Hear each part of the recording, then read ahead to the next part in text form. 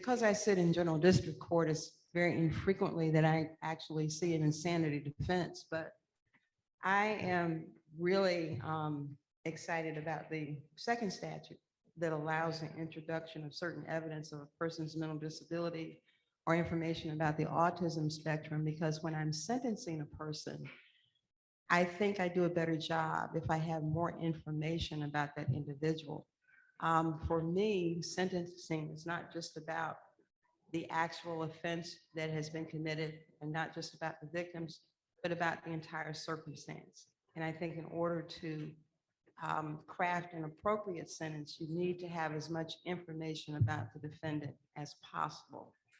One of the things that I am curious about, though, is why we've not seen more usage of 19.2-271.6 in the general district courts. And perhaps one of you will have a story that you can tell us about that.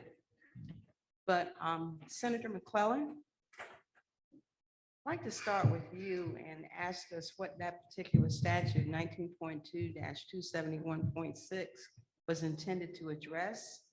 And can you explain how you think it accomplishes its goals? Well, thank you. I'd be happy to. First, let me give you a little bit of background on why I introduced it and sort of the road leading up to it. This is my 16th year as a legislator. I spent 11 years in the House before moving over to the Senate. And over that time, I have developed my office has developed a very robust clemency program where we, whenever we're asked to help someone either get a pardon or a reduced sentence, my office has a very robust vetting process that involves interviewing the individuals and their families. And over the years, a number of these cases involved individuals with intellectual or developmental disabilities, a mental health condition, and a lot of them autism. And what we started to notice was when you have someone, particularly someone with autism, let's just say you may have someone who is physically 25 years old, but has the emotional and intellectual age of a 13-year-old. And this is one actual example of someone who had been convicted of a crime. And there were lots of instances where that individual probably could not have had the mens rea required to be convicted of the crime they were convicted of. But there's no way to prove it. Or you have someone who may have been convicted of a crime, but in that individual's case, a particular sentence might not be just. Because when you have someone with one of these conditions, they don't quite respond the way you would expect them to incarceration. One person I heard testify at a hearing on a different bill basically summed it up as, for some individuals with autism, their fight or flight impulse is heightened, and you put that person in the middle of a jail cell, and you're going to see them start to go on a downward spiral.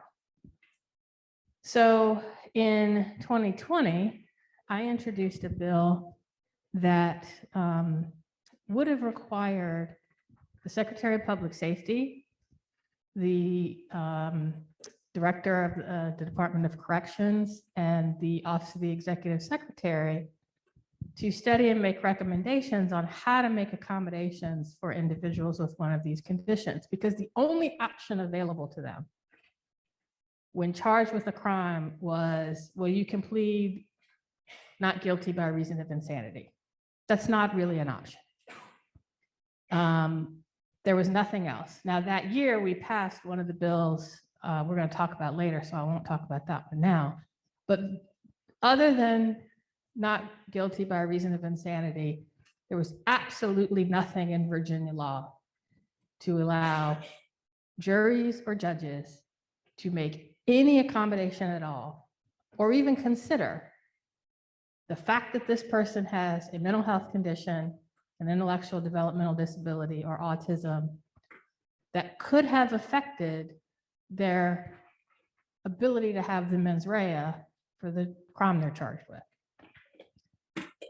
So that bill did not pass, but at UVA, Andy Block was starting a law clinic and asked me, is there an issue you would like my students to research? Well, as a matter of fact, there is.